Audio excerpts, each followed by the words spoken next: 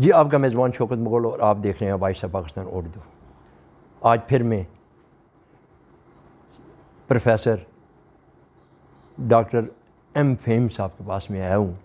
پچھلا پروگرام میں نے کیا ہے، جب آگے میں نے دیکھا ہے، آگے میں نے وزٹ بھی کیا ہے، تو ان سے میرے چند ایک سوالات ایسے بھی ہیں کہ آیا کہ کشمیر کے اندر آپ نے کیا کیا کیا ہے، کیا کچھ غریبوں لوگوں کے ساتھ جو تعاون کیے ہیں وہ کہاں تک پہنچا ہے اور کیا ہوا ہے، آگے مزید کیا ہونے جا رہا ہے؟ جی ڈاکٹر صاحب۔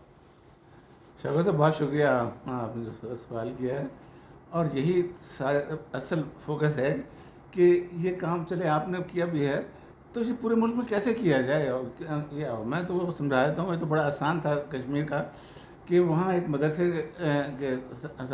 سے میں نے تعلق قائم کیا اور انہیں کہا کہ بس مجھے انفارمیشن چاہیے کہ کتنے لوگ غریب ہیں اور کتنے ان کو کیا کام کہا جا سکتا ہے۔ اور جب وہ پتہ لگ گیا تو بس ایک سلائی سینٹر بنا دیا اور ایک آئی ٹی سینٹر بنا دیا، پیسے میری طرف سے نہیں گئے۔ اب میں کسی وقت آپ کو تصویریں بھیج دوں گا۔ اب سوال یہ ہے کہ چلیں میں نے تو کر دیا کشمیر میں، تو کیا کمال کیا؟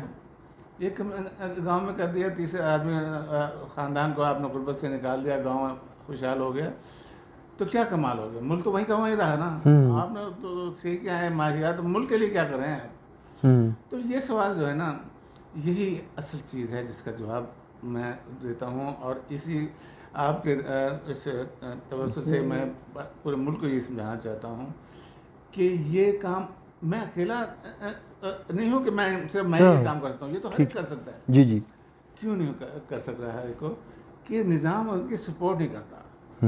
ان کو کیسے پتہ لگے، انفارمیشن کیسے ملے کہ فلاں جگہ میں نے کام کرنا ہے، وہاں غریب ہیں، وہاں تیار ہیں کام کرنے کی، کیسے ملے گا؟ گورنمنٹ کا اگر نہیں کر سکے نا تو صحیح ہے کہ یہ انفارمیشن حاصل کرنا بڑا مشکل ہوتا ہے۔ وہ تو سینسس کرتے ہیں، اس کے بعد پورے ملک کی معلومات کرتے ہیں، اور یہ معلومات تو پھر وہ معلومات ہیں کہ جو ہمیں ہر وقت چاہیے، ہر مہینے چاہیے، کون غریب ہے، بہتر ہو رہا ہے کہ نہیں ہو رہا۔ تو اس کا طریقہ صرف ایک یہ ہے کہ کمیونٹی لیول پہ مدد کام کیا جائے، کمیونٹی لیول پہ غریبوں کو ڈھونڈا جائے، اور پھر صاحب ایسے لوگوں کو کہا جائے بھئی یہاں اس میں یہ کام کرنا ہے، یہاں یہ سینٹر بنانا ہے، یہ وہ کرنا ہے، تو اس میں آپ مدد کریں۔ لوگوں کو اس سے اعتبار آتا ہے کہ یہ کمیونٹی میں کام کر رہا ہے، لوگ جو ہیں جو بتا رہے ہیں وہ قابل اعتبار لوگ ہیں۔ اور کون ہے قابل اعتبار لوگ؟ بڑا آسان ہے، مسجد میں اس کے ذریعے کر سکتے ہیں، وہاں کمیٹی بھی ہوتی ہے، وہاں والنٹیئر بھی ہوتے ہیں۔ تو یہ اگر مسجد میں پتہ لگ جائے کہ لوگ مدد کرنے کے لیے تیار ہیں، لاؤ یہاں ایک سلائی سینٹر بنا دیں، یہاں ایک آئی ٹی سینٹر بنا دیں، یہاں ایک یہ جو چیزیں لوگوں کو ضرورت ہوتی ہے، مثلاً موٹر سائیکل کو مرمت کا کام سکھا دیں، الیکٹریشین کا کام سکھا دیں، پلمبنگ کا کام سکھا دیں۔ اویئرنیس کی بہت ضرورت ہے، اویئرنیس جیسے آگے آئے گی۔ اگر سینٹر بنا دیا جائے نا، اسکل سینٹر بنا دیا جائے کمیونٹی میں، تو وہ تو بزنس کے طور پہ ہوگا، لوگوں کو فائدہ ہوگا، اس کو بزنس میں فائدہ ہوگا، اور غریب کو بھی ہنر مل جائے گا اور وہ بھی کر لے گا۔ اچھا ڈاکٹر صاحب، وہاں جو آپ نے کوئی کام وغیرہ کیے ہیں، کیا وہاں کوئی دسترخوان وغیرہ یا ایسا کوئی بھی اپنا؟ میں آپ کو اس کی بڑے ایگزامپل بناتا ہوں۔ ریٹائرمنٹ سے جب میں آیا نا، 20 سال پرانی بات ہے، سعودی عرب سے آیا تھا، اسلامک ڈیولپمنٹ بینک میں کام کر رہا تھا، اور اسی قسم کی چیزیں میں سوچ تھی میرے پاس۔ تو میں جب آیا 19 سال کے بعد باہر سے آیا، تو میں بڑا حیران ہوا کہ یہ غربت کا بڑا شو ہے، لوگ بھوکے رہ رہے ہیں اور ہم فاقے سے رہ رہے ہیں، یہ کیا ہو رہا ہے؟ اسلام میں تو یہ برداشت ہی نہیں ہے کہ آدمی کھانا کھا لے اور کوئی بھوکا ہو۔ تو میں نے کہا کہ میں مسجد میں گیا کہ بھئی اپنی مسجد جو تھی جہاں نماز پڑھتا تھا، کہ مولانا صاحب مجھے اجازت دے دیں، میں یہاں شام کو کھانا کھلا دیا کروں گا، اور کچھ نہیں کرنا پڑے گا، صفائی وفائی سارا انتظام ہوگا، کچھ نہیں۔ مسجد نے کہا کہ نہیں، ہم نہیں کر سکتے، یہ مسجد کے مقصد میں شامل نہیں ہے۔ تو پھر میں نے یہ کیا کہ ہر مسجد کے ساتھ مارکیٹ بھی ہوتی ہے، جامع مسجد کے ساتھ۔ تو میں نے ریسٹورنٹ سے بات کی، یار دیکھو یہ تمہارے پاس یہ جگہ خالی پڑی ہے، یہ میں یہاں چٹائی بچھا رہا ہوں، یہاں جو بیٹھ جائے نا، آپ نے کھانا لے کے پیسے نہیں مانگنے، وہ سارا حساب میں دوں گا۔ یہ دیکھیں، یہ پہلے تو وہ بھی کہا تھا جی میرا بزنس خراب ہو جائے گا، میں اس پہ زبردستی کی کہ نہیں، بزنس کیسے خراب ہو جائے گا، تمہیں بزنس مل رہا ہے، اس میں کیسے خراب ہو جائے گا۔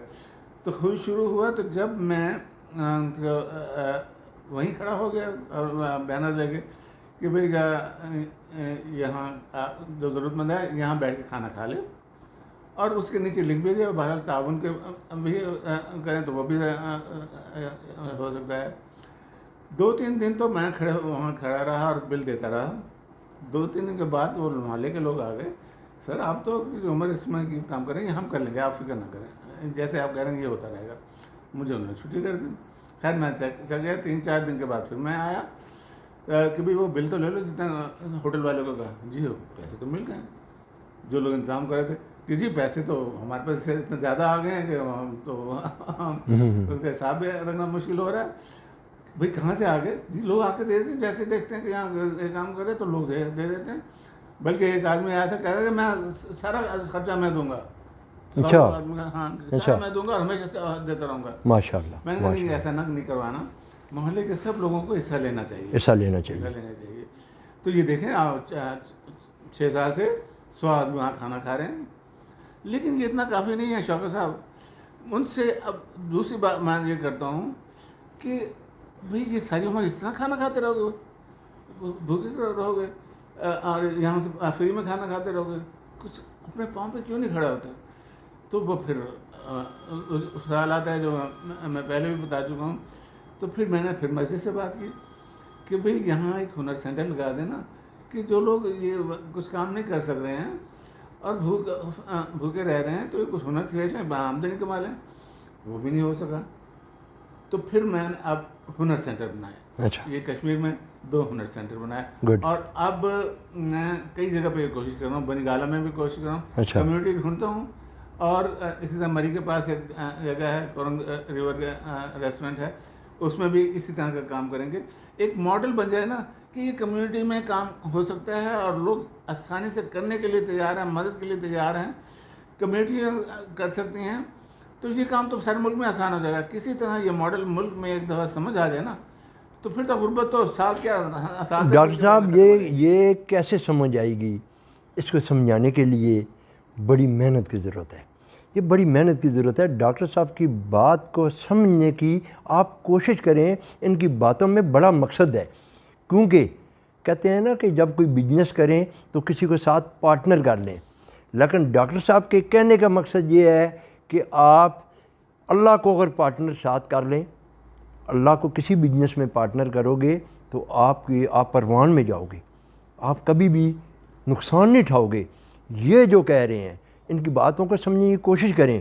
یہ اللہ پاک کو آپ نے پارٹنرشپ اللہ پاک سے کرنی ہے۔ جب اللہ پاک سے کرو گے تو آپ کے رزق میں بھی اضافہ، غریب جب اوپر جائے گا تو آپ کی نسل جو ہے نا وہ بھی انشاءاللہ آگے جائے گی۔ ڈاکٹر صاحب آخری کوئی میسیج میرے چینل سے آپ جو ہے نا ذرا دے دیں۔ بہت خوبصورت بات کی ہے کہ اللہ کے ساتھ پارٹنرشپ کون نہیں کرنا چاہتا، ہر ایک دل میں جذبہ ہے کہ ایک دفعہ یہ اگر 100 آدمی میں نے پاؤں پہ کھڑے کر دیے ہیں تو یہ اس سے زیادہ ہے کہ میں عمرے میں خرچ کروں، مسجدیں ڈیکوریٹ کرنے میں کروں، میں یہ کام بھی نہ کروں۔